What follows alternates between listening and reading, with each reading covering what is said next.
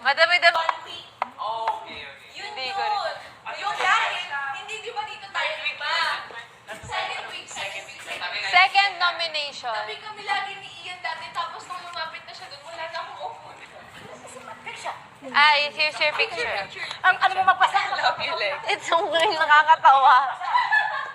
NPA na po ako, kuya. Sabi ko kay kuya, NPA na po ako. Kuya, ganda ko dito. Kuya, pwede mo po basahin na lang po sa akin ang picture. Ooh. Balik nyo sa akin yan, ha? Pangalan.